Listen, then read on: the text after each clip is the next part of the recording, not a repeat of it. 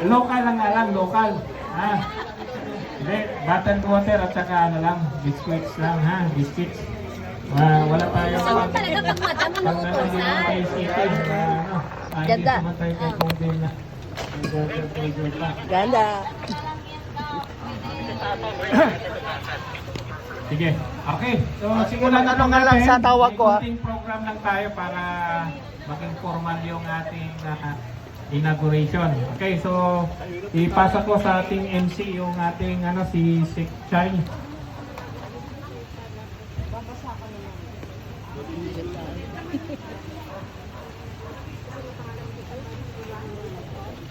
Magandang gabi po sa ating lahat. Buhay pa ba? Yes! Handa na ba tayo magbigay liwanag sa kahabaan ng Nawaan Street? Yes!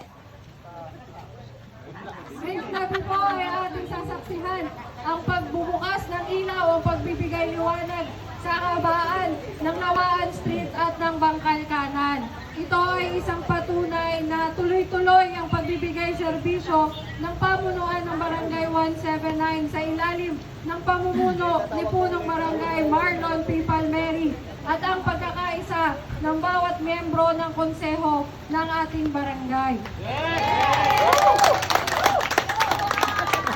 Tunay nga naman na sa ating Umulan po bagyo, tuloy pa rin! Ang ating punong barangay at konseho ay may pusong naglilingkod ng tapat, buong sigasig at walang sawa.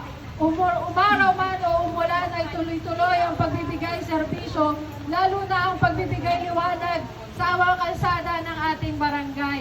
Ito ay simula lamang ng pagbibigay liwanag at sa mga susunod pang mga panahon ay tuloy-tuloy pa rin at hindi titigil hanggat hindi nagbibigay ng liwanag sa buong jurisdiction ng Barangay 179.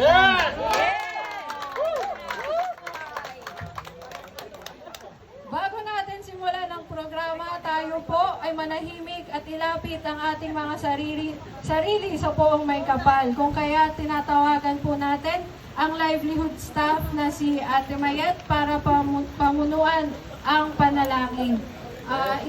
Pakitanggal lamang po ang mga sombrero at inaanyayahan ang lahat na magsitayo.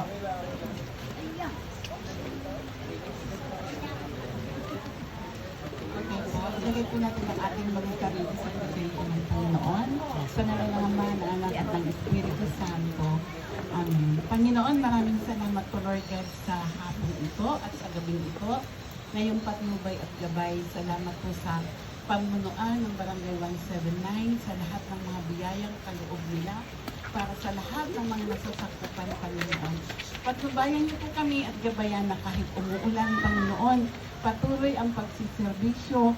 Alam namin na hindi hadlang, Panginoon, ang ulan para hindi maganap ang inauguration po na ito, Panginoon. Gabayan niyo po kami na sana po ang liwanag na ito ay maging tanglaw para sa lahat, Panginoon, na bumubuo ang pamunuan ng Barangay 179. Patuloy niyo pong gabayan, patuloy niyo pong pagpalain upang sa ganong Panginoon, higit pa ang pagsiservisyo sa aming lugar.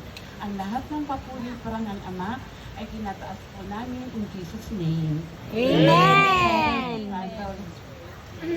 Maraming salamat po, Tita Mayet, sa iyong panalangin.